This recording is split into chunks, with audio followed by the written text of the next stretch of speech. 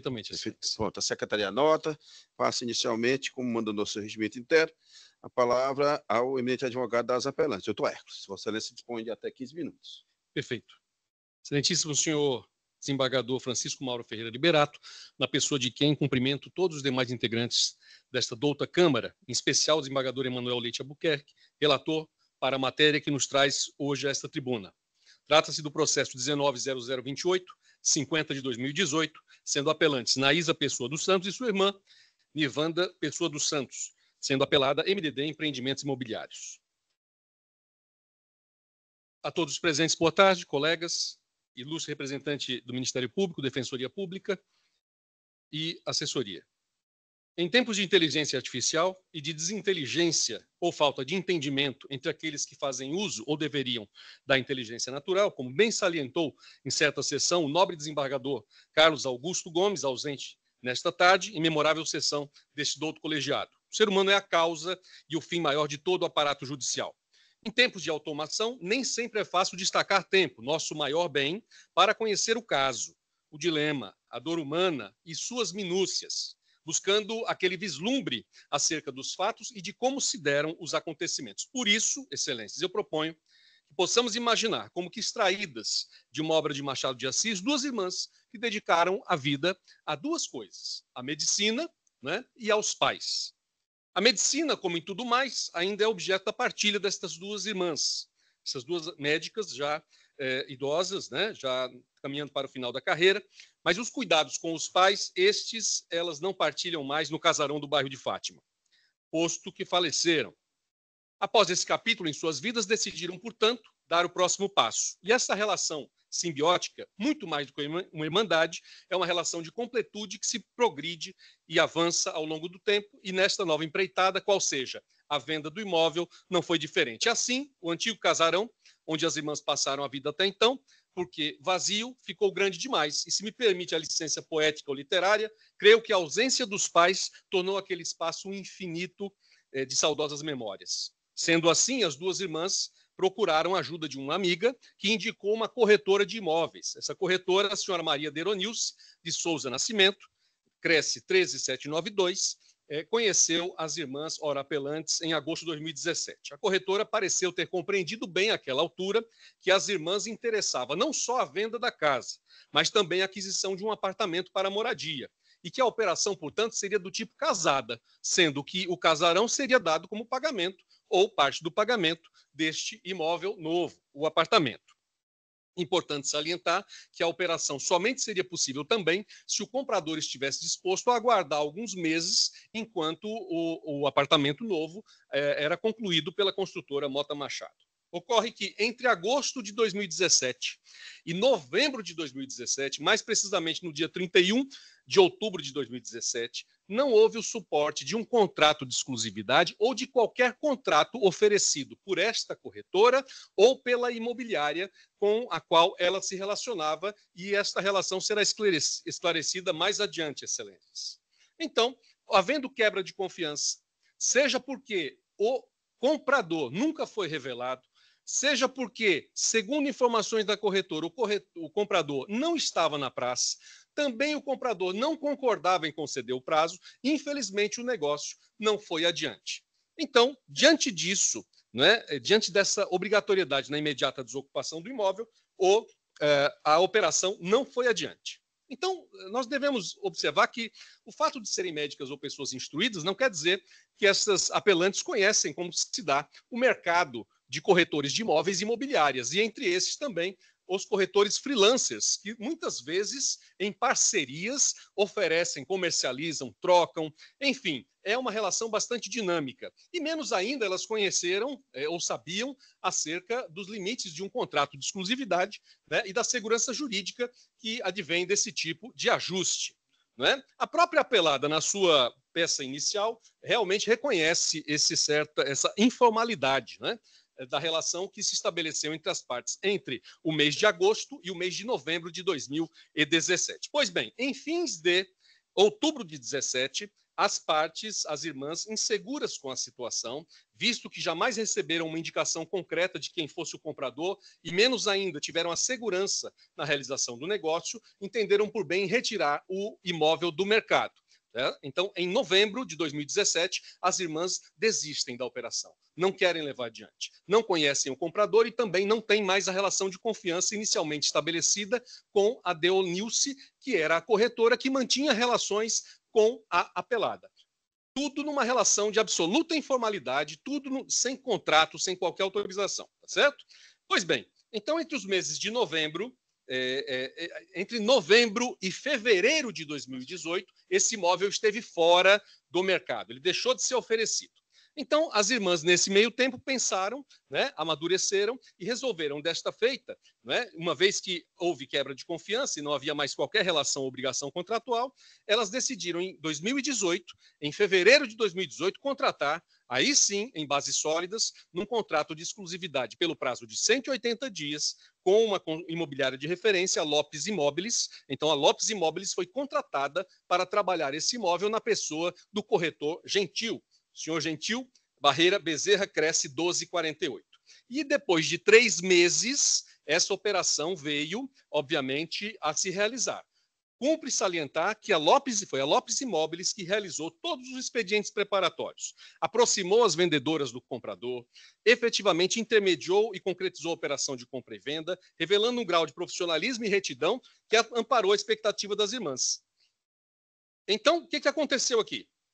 As irmãs passaram o imóvel, agora sim, numa relação contratual, numa relação formal, para uma imobiliária que, em maio de 2018, ou seja, 3 meses depois da contratação, acabou realizando, obviamente, esta operação de compra e venda. Posteriormente, a instrução processual revelou o seguinte: Maria Deronilce de Souza não tinha qualquer vínculo com o MDD, ou era uma corretora freelancer, que depois esclareceu, também mantinha um vínculo, pasmem, com a própria Lopes Imóveis, para mostrar que o mercado de imóveis em Fortaleza, né, o mundo é pequeno e o mercado de imóveis, que envolve corretores, freelancers e imobiliárias, é menor ainda. Né? De fato, então, o senhor Gentil Barreira Bezerra e Lopes Imóveis receberam efetivamente o equivalente a 5% da operação, no valor de R$65 mil.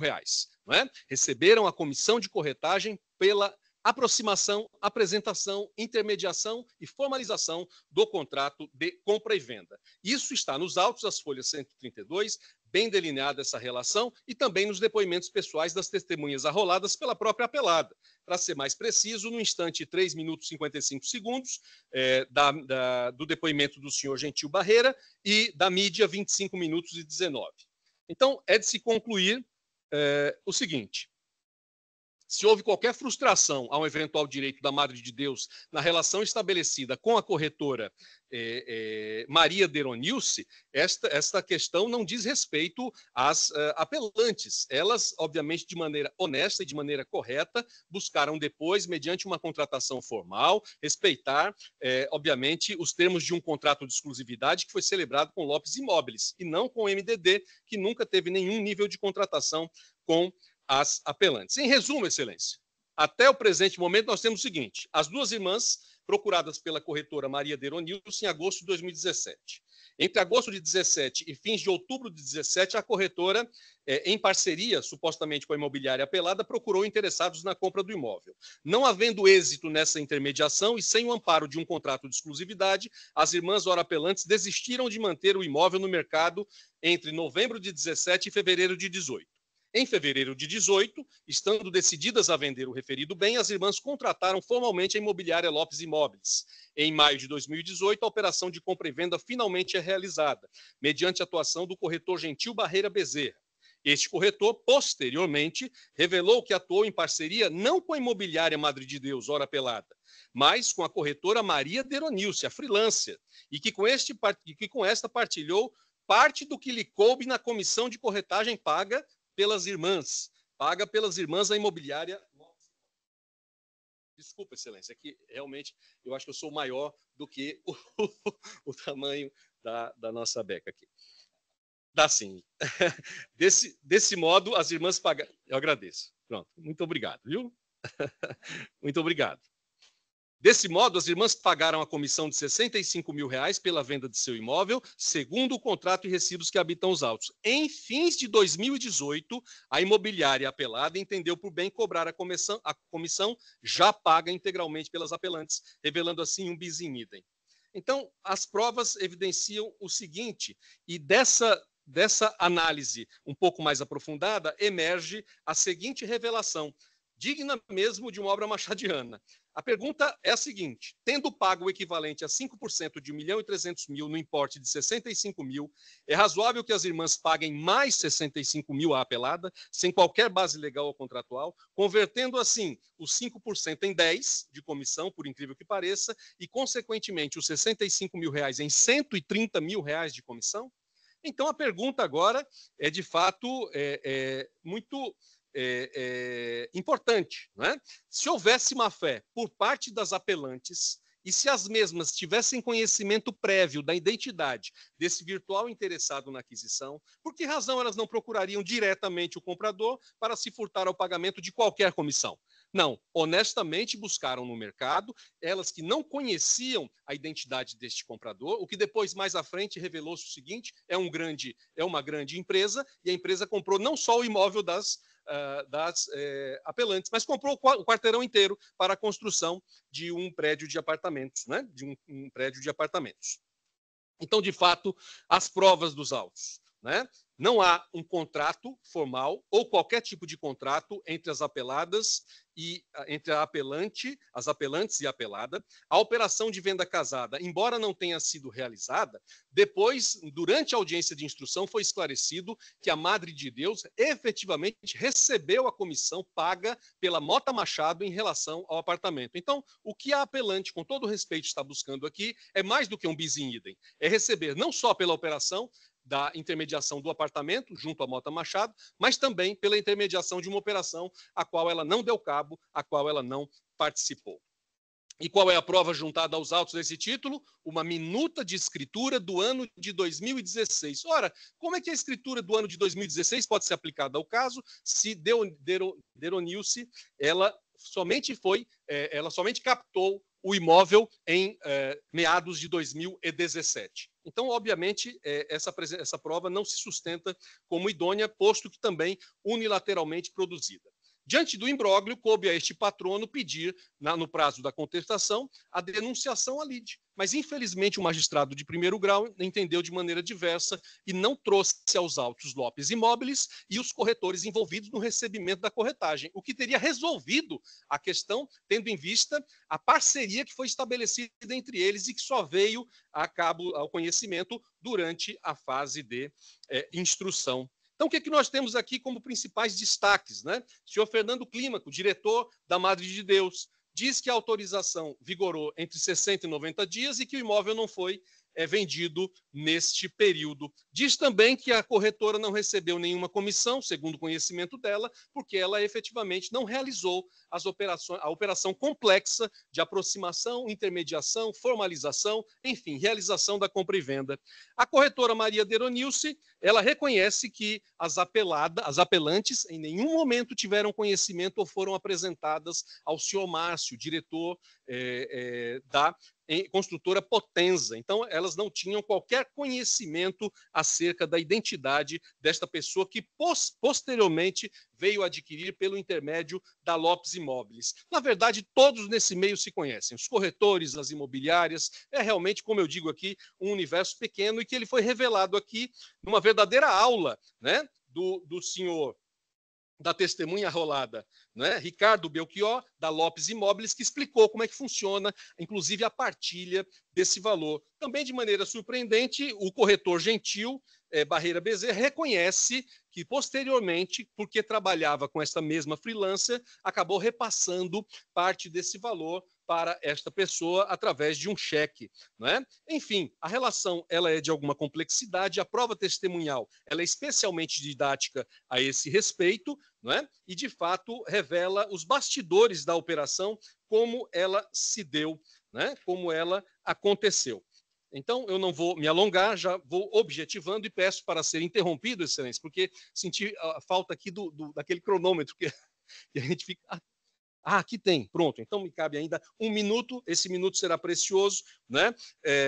Somente as testemunhas, por fim, Fernando Bezerra, diretor da Apelada, e Maria Deronilce, a corretora freelancer, tinham conhecimento acerca deste virtual comprador que jamais chegou a ser apresentado. Não é? Então, de fato, se houve algum ruído na divisão dessa partilha, infelizmente, as compradoras de boa-fé que contrataram num contrato de exclusividade não podem ser constrangidas ao pagamento. Habita os autos, não é? A confirmação por WhatsApp, confirmada depois em audiência de instrução do senhor Gentil, reconhecendo que pagou uma pequena parte da comissão para a Madre de Deus. E lá embaixo está a garantia da corretora, dizendo que, como se trata de uma operação casada, não cabe às irmãs o pagamento da comissão, que será paga pela Mota Machado, o que de fato aconteceu. Diante disto, estou comprovada a ilegitimidade das apelantes para figurarem no polo passivo, o que este advogado tentou, na instância de origem, defender através da denunciação à lide, e de modo que a improcedência da presente lide é medida que se impõe sob pena de se manter o bis in idem, né, elevando a comissão de 5% para 10% em prejuízo do patrimônio das apelantes. Muito obrigado pela atenção. Aguardo, portanto, a análise desse douto colegiado. Pois não. O Hércules.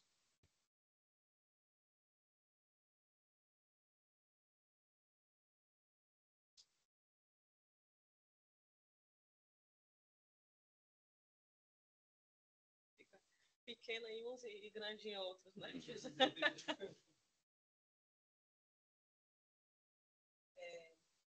Posso iniciar? Pois não, você está com a palavra.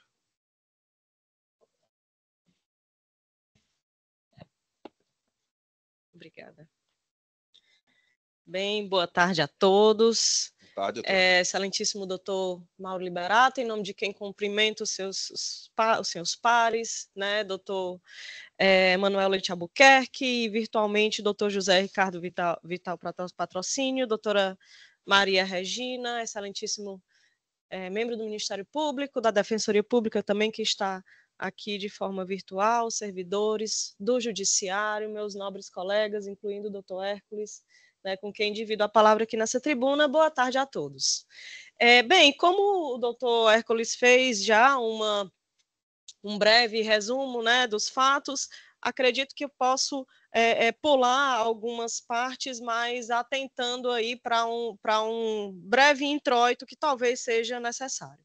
Essa demanda, ela no meio imobiliário, de fato, ela é muito recorrente, né, e nós, como advogados imobiliários, lidamos frequentemente com esse tipo de demanda.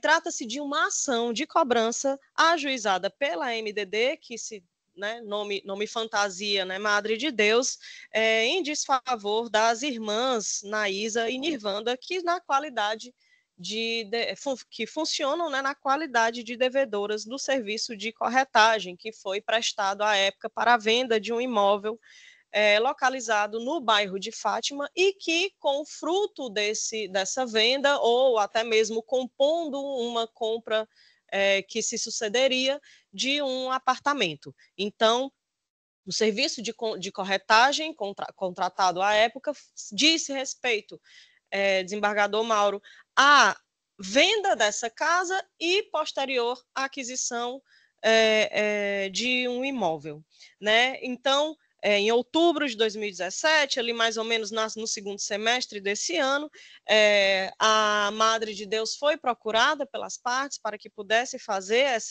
essas transações comerciais, né? Não só na busca de imóveis para serem adquiridos, mas também na busca de potenciais compradores para essa casa. E à época ficou acertado, como bem relatou o meu colega doutor Hércules, a remuneração de 5% sobre o valor da venda, né? E aí, doutor Emanuel, como é que ficou estipulado esses parâmetros? A casa foi avaliada no valor de R$1.300.000 e a comissão incidiria naturalmente sobre esse valor. Assim como, acaso houvesse a segunda venda, né, também haveria a incidência de 5%. As tratativas evoluíram, houve a aproximação com a máxima venha, doutor Hércules, né, devo discordar do senhor em relação à questão das tratativas, porque foi sim de conhecimento das apelantes a respeito da potencial compradora, que era a Potenza, né? Inclusive foram realizadas minutas de contratos, foram feitas visitas a imóveis que elas tinham interesse em adquirir. À época, o causídico, que representava as apelantes, recebeu as minutas de contrato e houve tratativas e devolutivas. Isso daí está bem delineado nos autos, não só através de e-mails, mas também através de conversas por aplicativos de conversação. Né?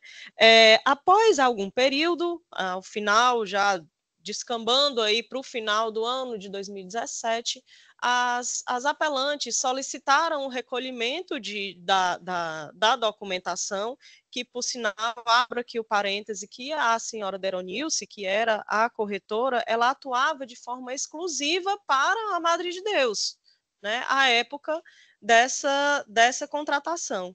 E aí as partes contratantes, no caso as apelantes, recolheram os documentos para poder haver uma melhor avaliação e simplesmente pararam de responder às mensagens e às tentativas de comunicação da corretora, né? Então, Deronilce.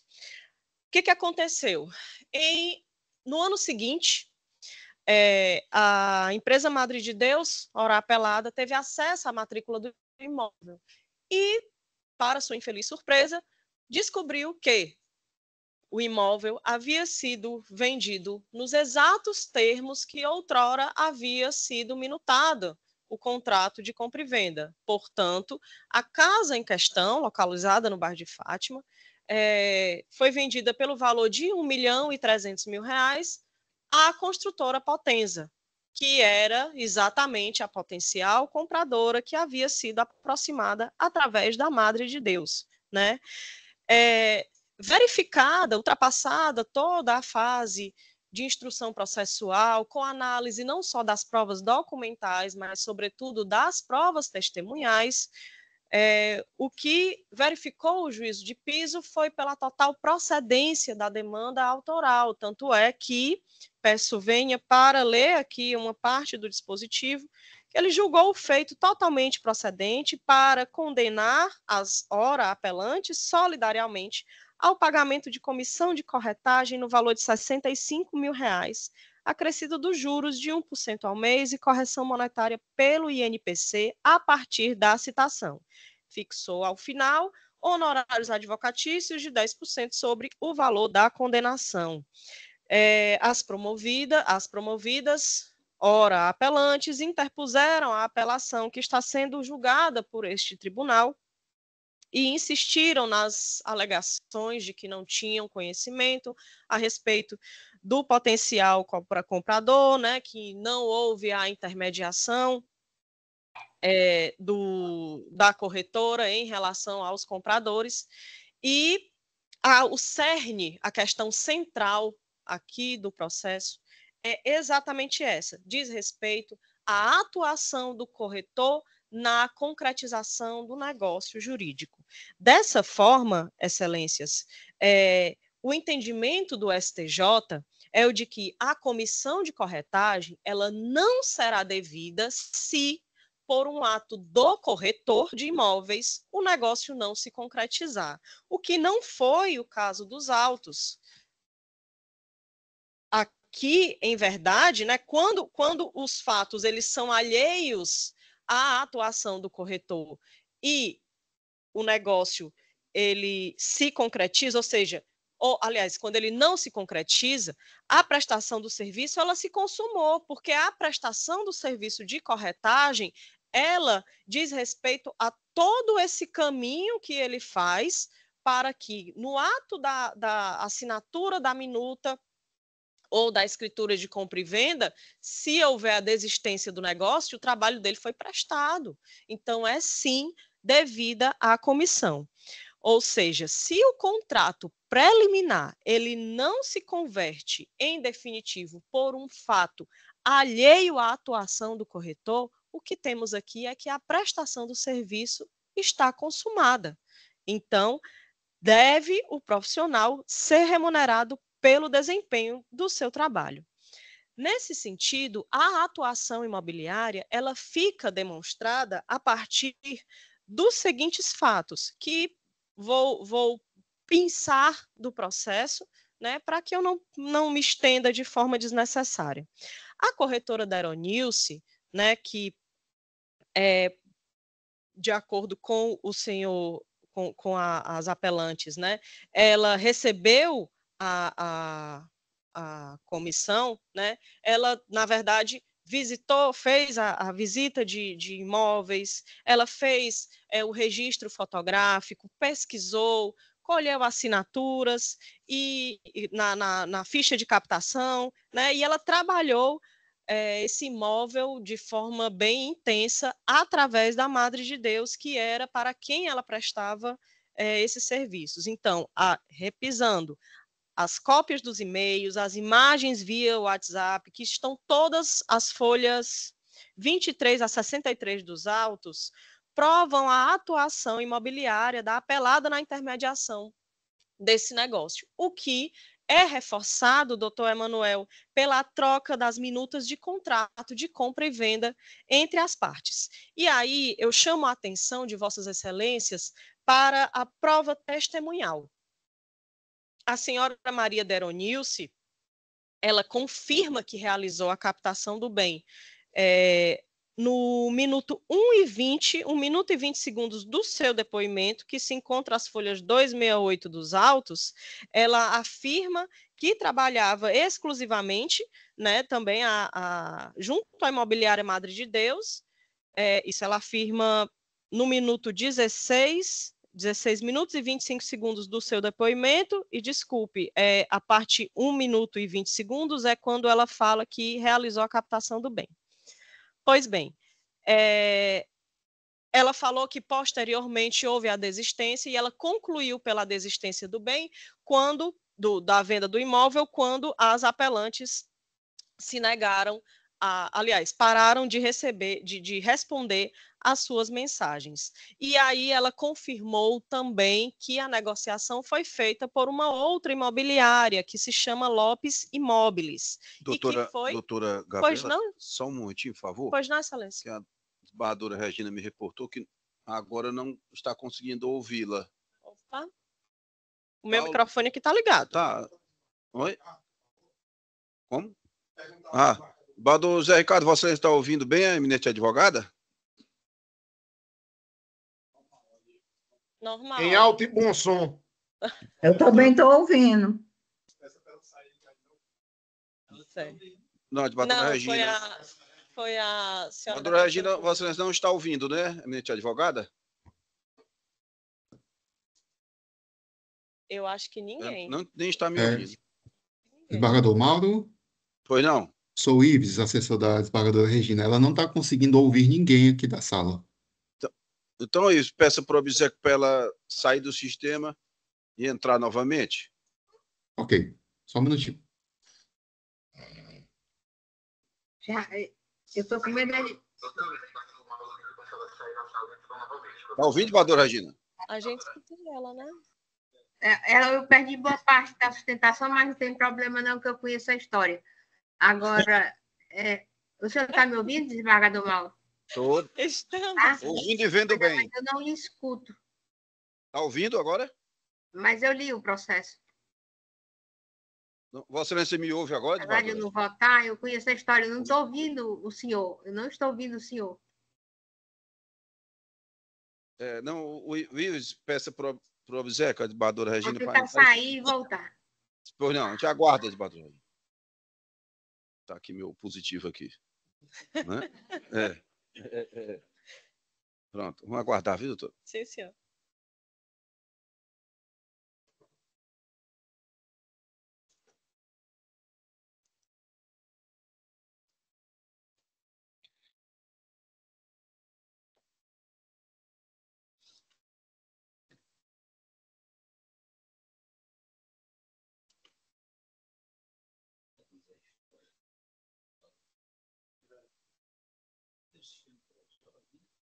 É.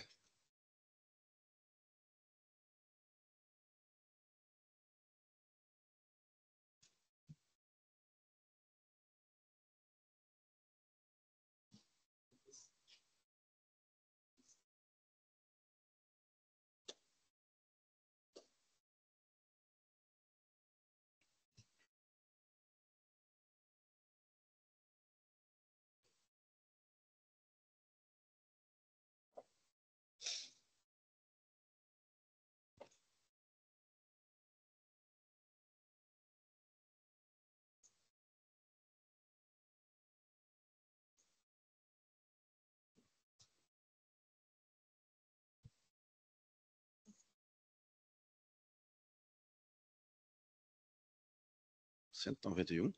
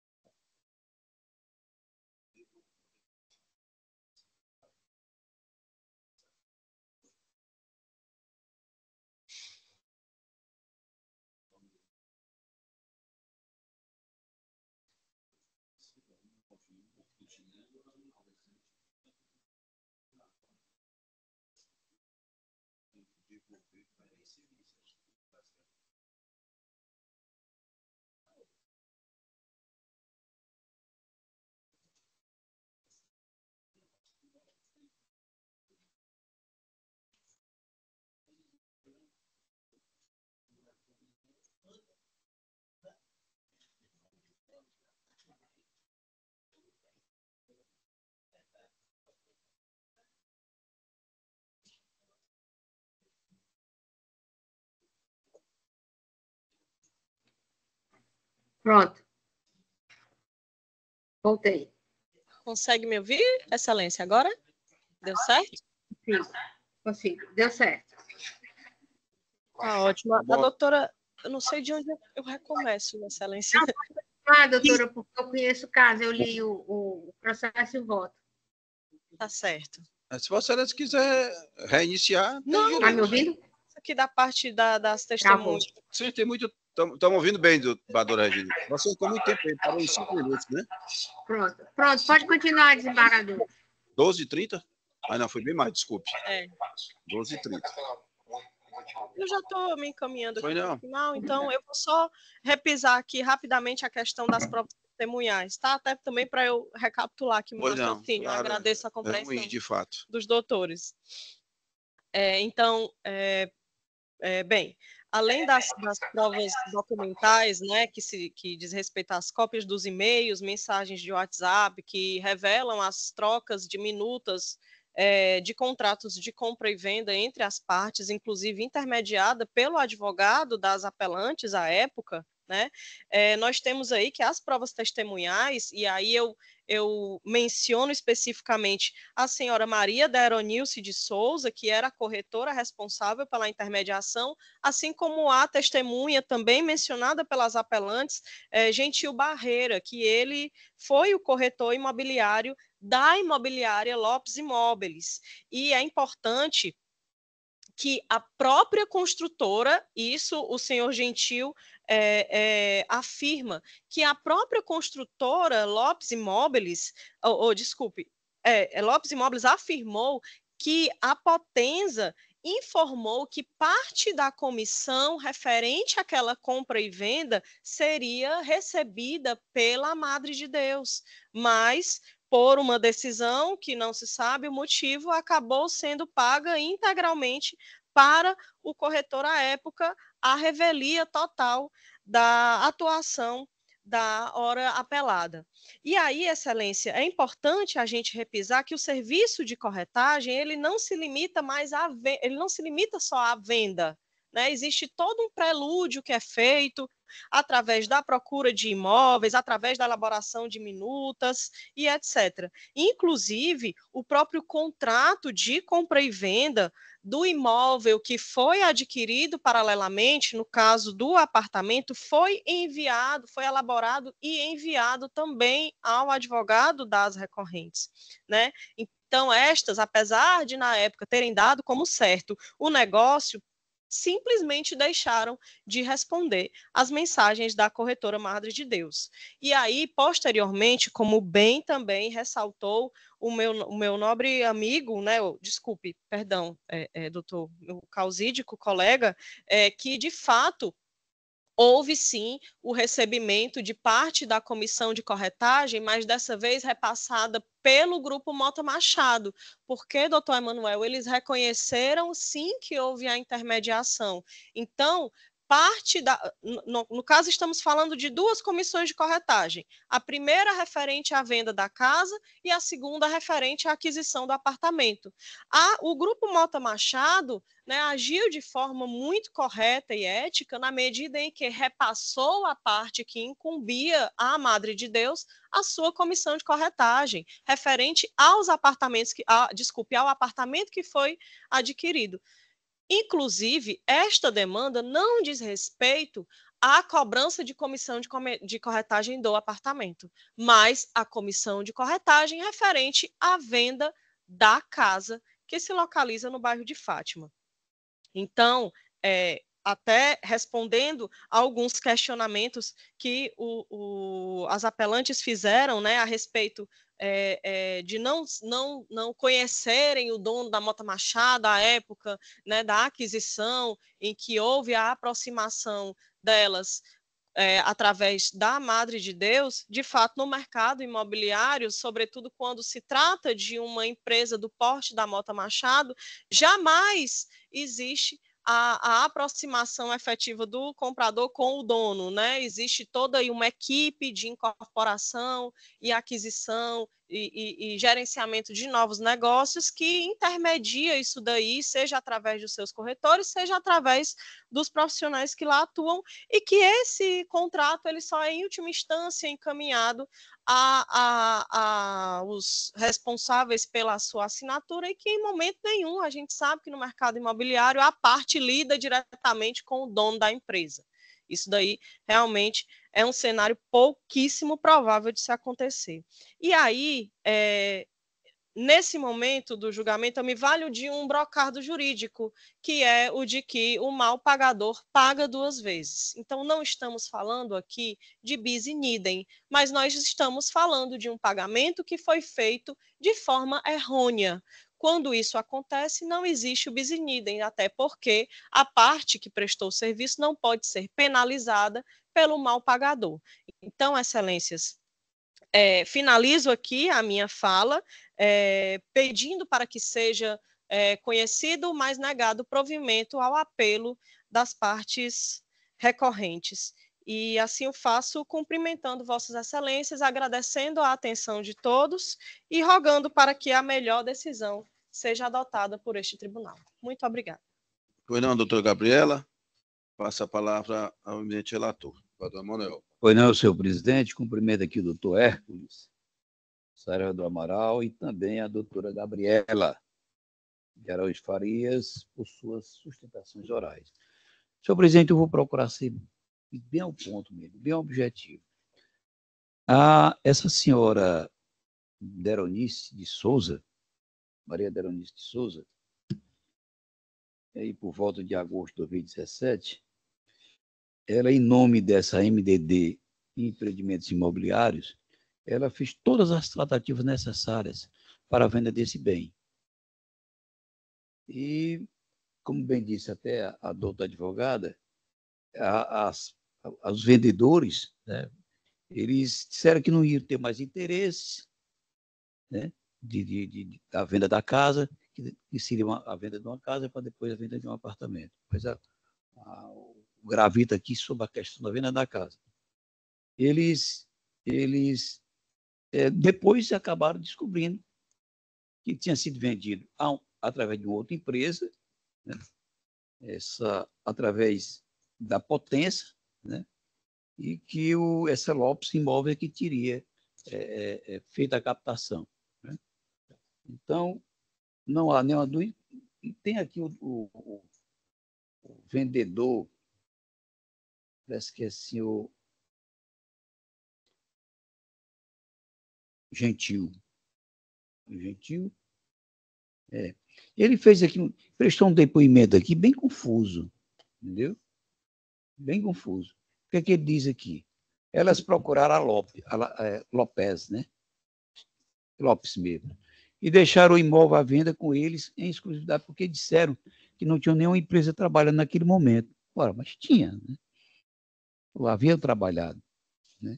E todas as tratativas necessárias foram feitas, inclusive troca de e-mails, encaminhamento de contrato para contrato e escritura. Espera aí, só um minutinho.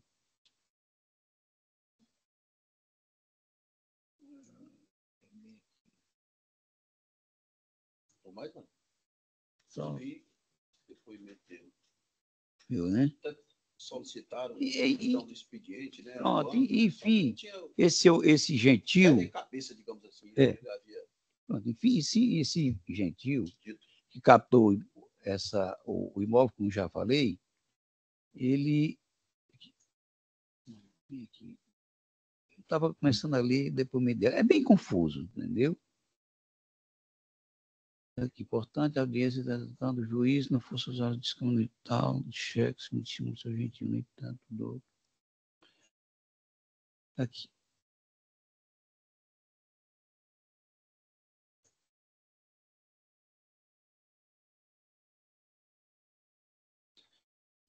Tanto para entender para o deferimento.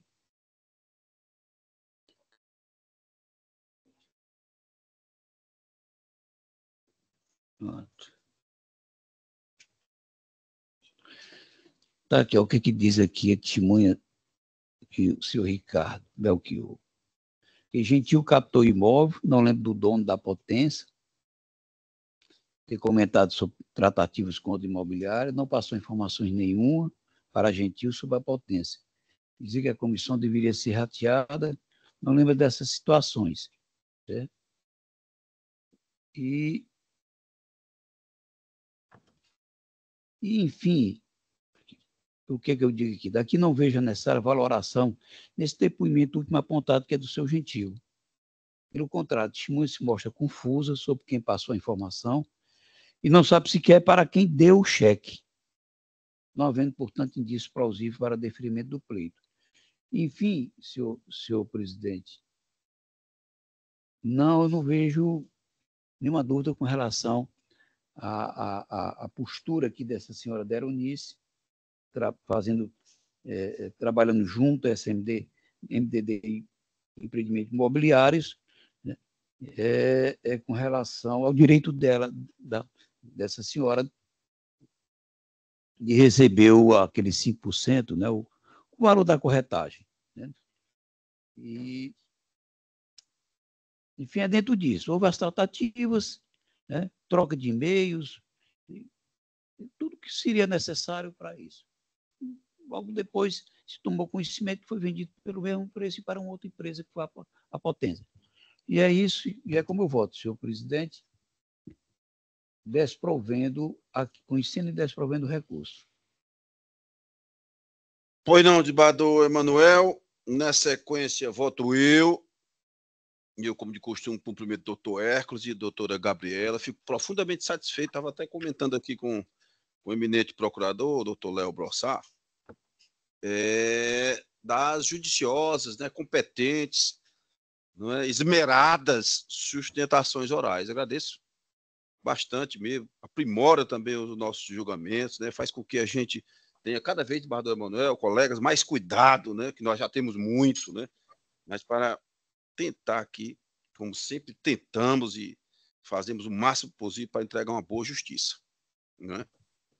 Mas, doutor Hércules, eu com todo respeito a Vossa Excelência e as apelantes, eu tenho o mesmíssimo entendimento do eminente relator. Serei sucinto, mas eu acho que, de certa forma, com alguma fundamentação, né? Que é a obrigação nossa motivar. Lembrando que tem 14 laudas aqui. Se for ler... O voto de Vossa Excelência aqui está corretíssimo, doutor Manuel, é escorreito, né? E eu vou me ater aqui, até um julgado que Vossa Excelência cita, de Badão Manuel, quando é que se caracteriza um contrato, negócio jurídico e corretagem. A autorização para mediação de negócio. Existiu, não tem dúvida. 2, a efetiva aproximação entre as partes. E aqui eu vou fazer um adendo. A prova, seja ela documental, seja a prova oral que foi colhida na instrução, ela é muito tranquila, Eduardo Manuel. Aqui é aquele processo, Eduardo Manuel, que não tem dúvida. Né? Foi realizada a intermediação. E eu vou usar só além de e-mails, né? Troca de informações, busca por Google. Folha 25, 27. Doutor Léo, aqui foi o seguinte, uma linguagem direta. Toda essa intermediação, essa captação, ela foi feita. Depois, as vendedoras desistiram da primitiva corretora, da Madre de Deus, mas logo em seguida desbardou o patrocínio. Alguns meses depois, por coincidência, digamos assim, não é? O comprador e o valor do negócio jurídico foi exatamente o mesmo que constava numa documentação, numa minuta que foi elaborada pela Madre de Deus, né? Então, assim, está muito claro aqui para o terceiro e último requisito, o resultado útil. Foi vendido o imóvel, a casa, para justamente aquela pessoa que a prova dos autos inclina muito fortemente a dizer que essa pessoa que foi captada, o comprador, era a mesma pessoa que tinha sido feito parte, né, digamos assim, do serviço de corretagem da Madre de Deus. Então, está tudo muito fechado. Tem começo, tem meio e tem fim. Então, aqui não há dúvida, com o máximo respeito. Vossa Excelência foi muito precisa, doutora Gabriela. Não tem que se dizer, que se afirmar que houve bis in idem, de forma nenhuma. Houve, de fato, um pagamento equivocado. A pessoa que realmente trabalhou, né, deve receber a remuneração pela corretagem, é a Madre de Deus. Né? Se houve outro pagamento, lamentavelmente, ele foi feito de forma equivocada. Né? Então, assim, para essas palavras muito resumidas, mas não tem por onde aqui, né? A prova é muito firme nesse sentido. Parabéns, eminente relator, um voto judicioso, 14 laudas, né? Nós não temos tempo de ficar lendo os votos todos, mas temos a obrigação de fundamentar todos, sobretudo aqueles que os eminentes advogados vêm aqui para sustentar. Merecem todo o nosso respeito, não é? E a gente sempre tem tido isso, com essa vontade de explicar, né? Pelo menos de forma razoável, Bardão, né? Aqui de forma sintética, porque tem muitos processos, mas a razão pela qual estamos julgando dessa forma. E aqui eu fico muito tranquilo, como eu já disse, estou sendo até repetitivo, em ratificar a sentença do magistrado Acor. Acompanho integralmente Vossa Excelência. Eu lembro aí agora, uma venda há pouco tempo, né? Foram feitas todas as tratativas, inclusive e-mails para a assinatura do contrato, né? Tudo o que era necessário para a consecução da venda. Né? E sendo assim, se não tivesse comprado a esta corretora, e isso fosse depois vendida para uma outra empresa, né, através de uma corretora ou pessoa física que for, aí é exatamente o que caracterizou. É porque a gente, infelizmente, não tem tempo para dizer... E pelo mesmo preço. Aqui são pessoas esclarecidas, né? Perfeito, são médicas, como bem disse aqui as vendedoras. Era para ter tido uma conversa, um diálogo, né, Bardão Manuel? Olha, eu utilizei os serviços de outra corretora, já que estava com uma segunda. Como é que eu faço com relação à corretagem, né? A gente tem que ter cuidado, né? Ao negociar, e nós sabemos, né? Elas sabiam perfeitamente, está tudo muito delineado, com o máximo respeito a elas, dessas senhoras. Foi. O senhor entendeu as informações. Eu vi o depoimento dele. Inclusive, o magistrado até indeferiu uma pretensão, que era um ofício a um banco para solicitar determinado documento, mas o juiz disse de forma muito correta. Olha, as informações dele são todas desencontradas. Não tem começo, nem meio, nem fim, ao contrário daqui do resultado do julgamento. Está no voto. Eu vi, tive o cuidado de observar, né? Tive cuidado de observar. Mas eu acompanho Vossa Excelência integralmente. Bador Zé Ricardo. Senhor presidente, em primeiro lugar, quero cumprimentar os nobres causídicos, doutor Hércules e doutora Gabriela, que fizeram sustentações orais excelentes, né? Mas o voto do relator é um voto técnico perfeito, examina com profundidade a prova dos autos, que é robusta e segura no sentido da conclusão trazida pelo eminente relator, de maneira que não há outro caminho senão acompanhá-lo, de maneira que voto com a relatoria. Pois não, Bador Zé Ricardo, anuncia o resultado do julgamento pela ação civil conhecida e não provida. Decisão unânime, consensual, sem discrepância de votos. Eu cumprimento Vossa Excelência mais uma vez. Até logo, doutora. Tudo de bom.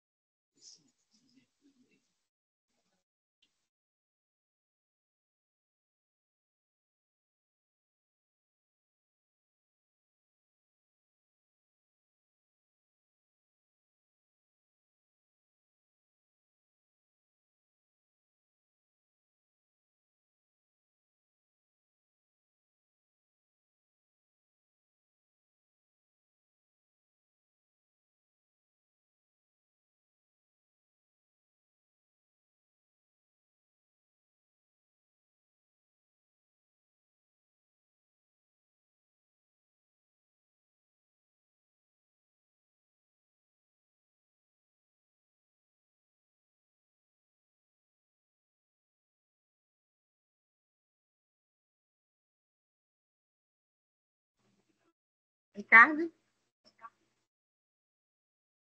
Tá ouvindo? Você retirou de mesa, foi? Pronto. Doutora Camila está aí, Barreto? Como? Sim, Edmo, estou te ouvindo. Eu não sabia, doutor, vim saber agora, né? Porque senão eu tinha, lógico, avisado Vossa Excelência. Mas a apelação Cid Fortaleza 01660597-2016-806-0001, apelante Vanesca Fontinelli Ribeiro, apelada ESA 26 Investimentos Imobiliários Limitada. Ela diz, Bardão Manuel, vai ter que ser retirado de mesa. Eu creio que foi alguma diligência que precisou ser feita, viu? Mas, logo que possível, eu trarei novamente. Bom? Tá.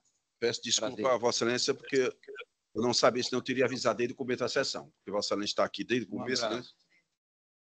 Mas, de qualquer sorte, Vossa Excelência, sem dúvida, mesmo caladinho ali, abrilhantou aqui os nossos trabalhos. Só fica, né?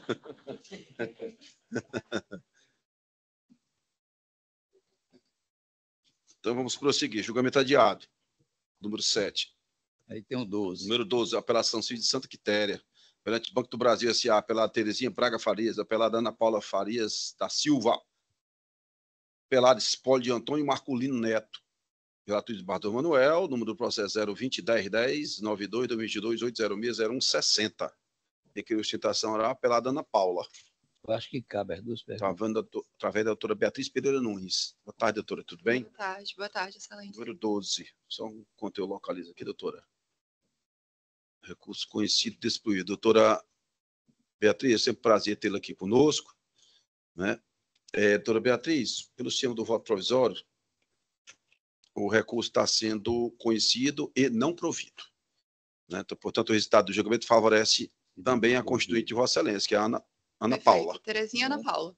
Terezinha Ana Paula, perfeitamente. Doutor Rafael e doutora Beatriz, não é? Isso.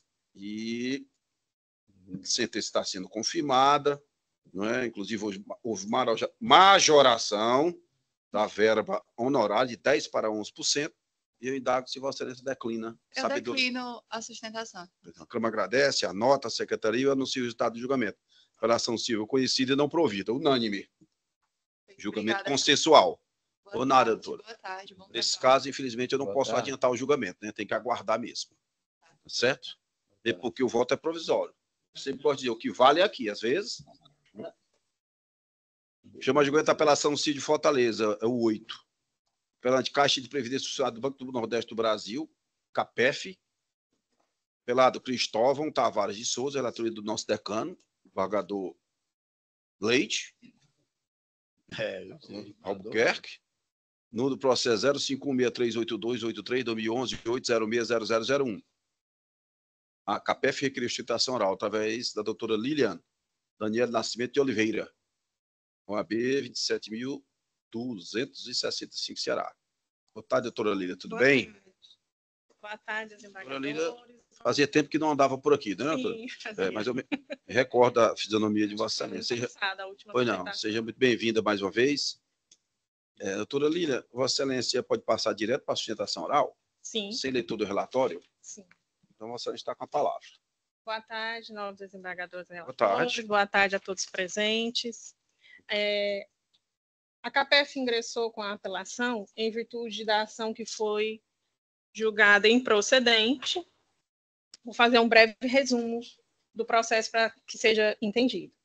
Essa ação ela foi ingressada pelo senhor Cristóvão em virtude de um benefício de suplementação em que ele recebia da CAPEF e que foi suspenso em virtude dele ter completado 21 anos.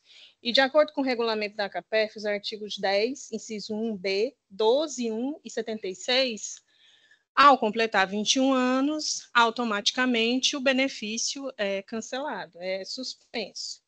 No decorrer do processo que ele entrou contra a CAPEF, para que o benefício fosse reavido, houve um deferimento de tutela, né, em que o juiz determinou que a CAPEF continuasse efetuando o pagamento do benefício, e a CAPEF comprovou que continuou pagando e cumpriu a tutela em todos os seus termos. No entanto, com o passar do tempo, né, a tutela foi deferida em 2011, com o passar do tempo, a ação foi julgada improcedente, né, e automaticamente a CAPEF suspendeu os pagamentos. Em que ano foi julgado em processo? Eu acho que foi 2021. Acho que ele ainda passou uns 11 anos ainda por aí recebendo o benefício.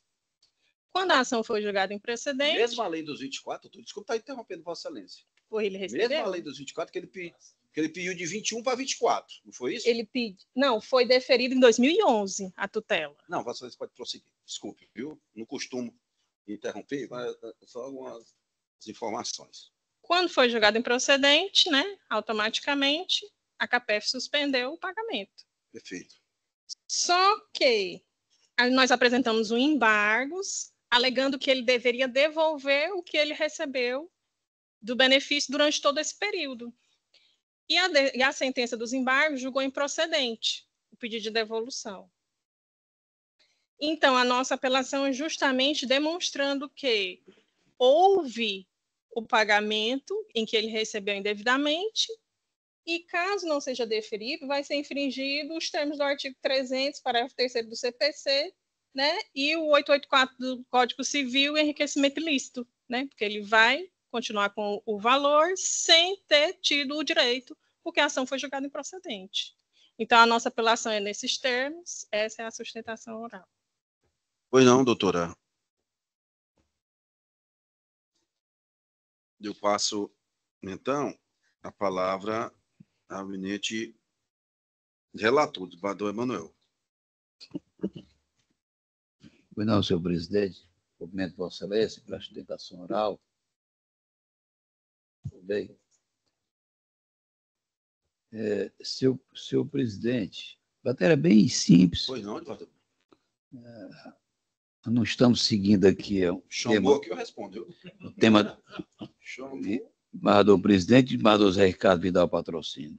Nós estamos aqui atendendo aqui, seguindo aqui o tema 692 do STJ, certo? E que estamos seguindo aqui a decisão do STF, inclusive também decisão de São Paulo, da Justiça de São Paulo,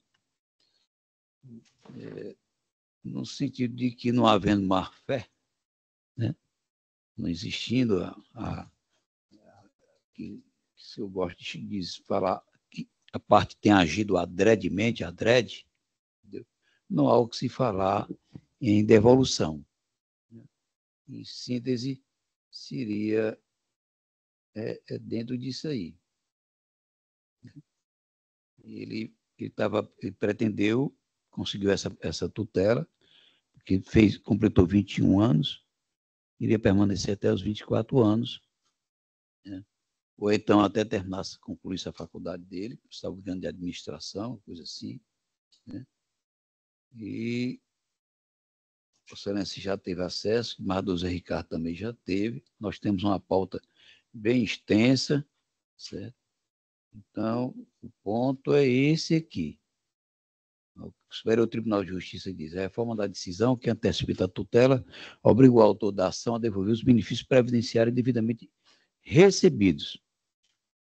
Aqui o RESP, aqui 1.401.560 de Mato Grosso. Aí eu digo, impede anotar que a jurisprudência do Supremo Tribunal Federal citou-se no sentido de que o benefício recebido de boa-fé pela parte, mesmo em decorrência de decisão judicial, ainda que em tutela antecipada, né, decisão judicial, não resulta em repetição do indébito, no caso de reforma do decinso, tendo visto seu caráter alimentar. Entendeu?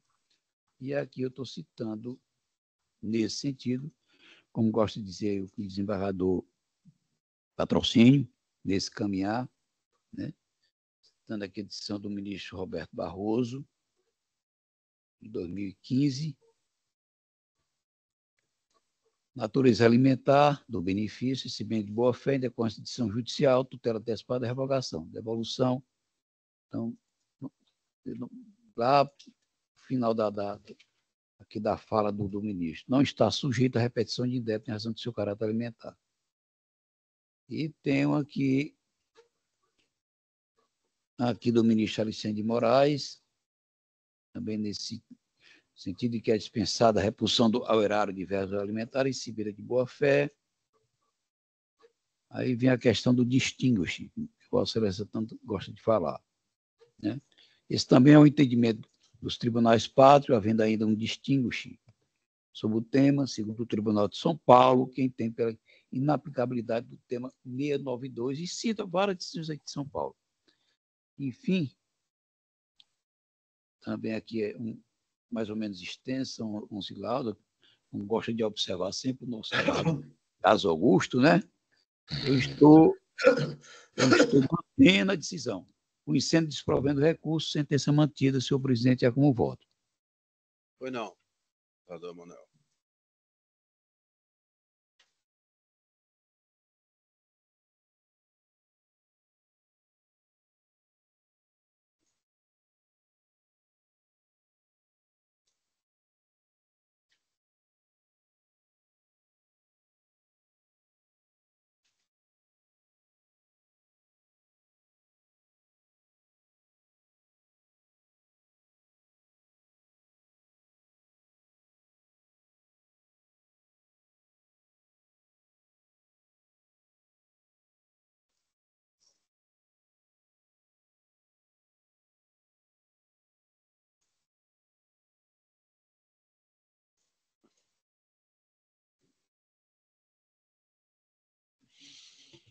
Badão Manuel, Badão Patrocínio,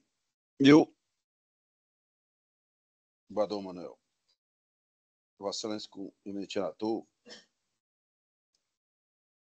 eu até havia dialogado, na sequência eu voto eu, não terminou ainda não, doutor, a votação, né? Eu havia dialogado com o desembargador Zé Ricardo, com o próprio relator, visto aqui o voto, e eu havia até já havia aqui ponderado, desembargador Emanuel, com acompanhar a Vossa Excelência, mas eu estou vendo aqui, desembargador Emanuel, eu estou aqui, nós estamos dialogando, julgando, né? Julgamento também é, lógico, um diálogo técnico, né? Mas, desembargador Emanuel, a princípio, Vossa Excelência tem inteira razão, né? Julgados, inclusive, do STF. Aqui o caso é, vamos dizer, a moldura fática, ela é simples, né? Houve uma concessão de tutela antecipada nos idos de 2011 para esse senhor, autor, e ele requereu no seguinte sentido. Eu fui dar uma olhada aqui novamente. Eu recebi um pensionamento, se nós formos interpretar de Bardoso e Ricardo, poderíamos dizer que tratava-se de fato também de uma verba alimentar, né? Ele, a princípio, recebeu esse numerário todo, não é? A princípio, de boa fé. Mas por que, Mauro, de boa fé? Porque ele tinha uma decisão judicial, não é? Deferindo a postulação. Mas quando a gente vai aqui para a realidade dos autos, aí causa um pouco de estranheza, Edbardo. Eu confesso que vi agora, Edbardo Manuel. Senão teria comentado com Vossa Excelência antes, lógico, né? Para a gente aprimorar aqui o julgamento cada vez mais. Mas quando Vossa Excelência falou que essa tutela foi concedida em 2011, o julgamento de Bardo Patrocínio só deu em 30 de maio de 2022. Então, ele 11 anos recebendo esse numerário, não é? Aqui da entidade de previdência. Veja bem, a tutela foi pedida, eu observei aqui na petição inicial, está muito claro. Juiz, me conceda, defira essa tutela aqui de urgência para eu continuar recebendo essa pensão até os 24 anos ou eu concluir a faculdade. A decisão que concedeu em 2011 da doutora Facundo, ela diz o seguinte: conceda a tutela até ulterior deliberação deste juízo. Não é? Eu teria tido um cuidado maior, porque, veja bem, doutor Léo, colegas, se você concede uma tutela dessa muito aberta, né, digamos assim, sem uma delimitação, ou até 24, ou até 24, melhor dizendo, ou até concluir a faculdade. Bardo Manuel, a faculdade ela pode ser concluída em 4 anos, em 5, em 6, em 7, em 8, em 9, 10, não é? E sobretudo quando se está recebendo um numerário. Em 20. Em 20, particular. Então é assim.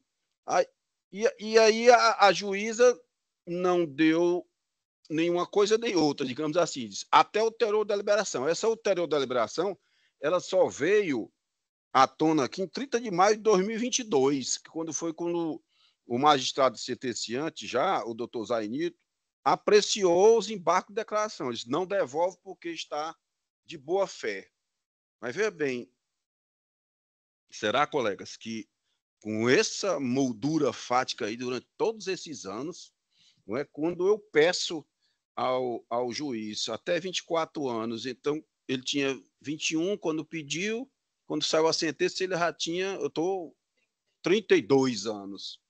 Será que a boa-fé perdurou por todo esse tempo? Será que aqui te aplica, de Bardo Manuel, secamente o entendimento? Tempo passando, ele não prova que está na faculdade, fui dar uma olhada, aqui há um colorido especial. Há uma nuance, né? Eu entendo perfeitamente o voto de Vossa Excelência. Se a tutela tivesse sido... E aí a gente ainda pode... Eu até comentei isso com o desembargador Patrocínio no sistema aqui provisório. Porque eu não tive tempo de falar com Vossa Excelência. É muita coisa, né? Essa tutela ela foi liberada de forma... assim, não muito técnica. Porque, primeiro, ela tinha uma irreversibilidade. Não é? Entrou, deferiu, entrou o dinheiro na conta, vai reverter. Não, Mauro, mas é possível reverter? Bom, mas na prática, a gente sabe que as coisas não funcionam muito assim, né? Na prática é essa. Então, de Bardo Manuel, aqui tem eu acho que a gente tem que maturar um pouco, mas Vossa Excelência compreendeu, né? Vossa Excelência tem razão. Aí eu acho que a gente teria que ver modular. Até 24 anos, por aí. Teria que modular, porque eu Mas acho que a partir daí, ficou exagerado. Dá uma olhada quando é que terminaria essa faculdade dele. A faculdade, digamos que um aluno normal, eu não sei o que ele fazia, tem que ver esses detalhes nos autos, seria em 5 anos. Não é? Que não é uma faculdade de Era um curso de administração de empresas. Administração. Eu acho que teríamos que modular isso. Ver qual era o semestre que ele faria, que ele estaria fazendo. Se ele acabou se demorando para concluir. A boa fé dele que vai até determinado ponto, digamos assim. Perfeito. Eu acho que a modulação aí ficaria em torno de 24 anos por aí. Você tem razão mesmo. É porque a minha assessora aqui acabou não atentando para isso aí. É muita coisa, Batom, né? E aqui, por isso que eu era juiz, todos nós fomos juízes monocráticos, juízes singulares. Eu já disse isso aqui várias vezes, mas para Vossa Excelência, a primeira vez, que é a primeira vez que Vossa Excelência estava aqui.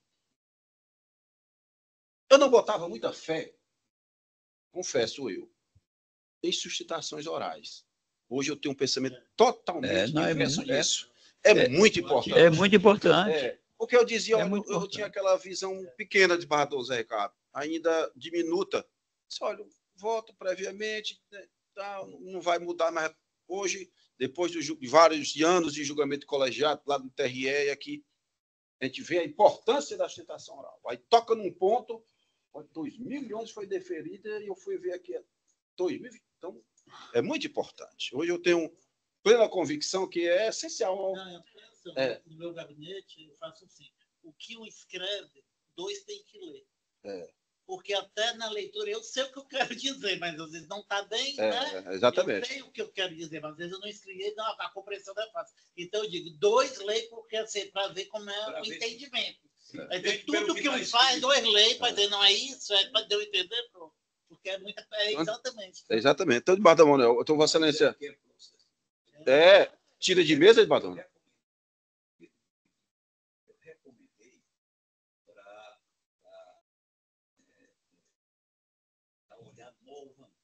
Perfeito. Tem outro aqui também.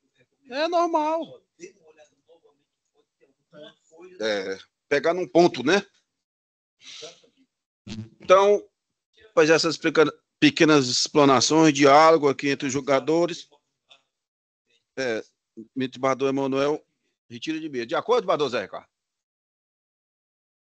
De acordo, presidente. Pois não. Então, feito retirar de mesa para os devidos fins. Julgamento suspenso. Agradeço, doutora. Doutora Lília, né? Pois não. Bendiz a Vossa Excelência, né? Por ter ido ao ponto. Nada, mano. Como é? Então, vou anunciar logo, né? Um dos virtuais é o 157, apelação civil de Missão Velha, 0200 150 02 2022 806 0185. Apelante à Associação Comunitária do Sítio Passagem de Pedras. Apelada é a Enel, relator da desembargadora Regina Câmara, doutor Expedito, com escola profissional Missão Velha, requerer sustentação oral. Boa tarde, doutor Expedito. Vossa Excelência está no sistema? Desembargador? Você está tirando de mesa, é isso, né, desembargadora Regina? Estou tirando de mesa, desembargador. Tá bom. Doutor Expedito? Vieira? Boa tarde, Excelência. Boa tarde, doutor Expedito. Tudo bem? Tudo bem. Doutor Expedito, esse feito de número 157, que eu acabei de anunciá-lo, Vossa Excelência requer sustentação oral em prol da apelante, ele está sendo retirado de mesa a pedido da eminente relatora. Estou logo avisando Vossa Excelência que ele não será julgado hoje, tá bom? Tá. Obrigado, Excelência. Assim que eu soube aqui da retirada de mesa, já estou comunicando a Vossa Excelência. Tá bom? Então, Tá feito certo, o julgamento adiado do 157. Agradeço, doutor Expedito. Foi não? Obrigada, desembargador Mauro. Foi não. Estamos.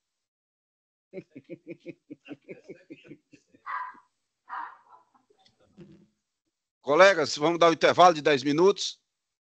De acordo? Doutora Gina, doutora Cristina, procurador. Vamos, desembargador Mauro, ele tem que De acordo. tirar. Ok. Sessão suspensa por 10 minutos. Tá.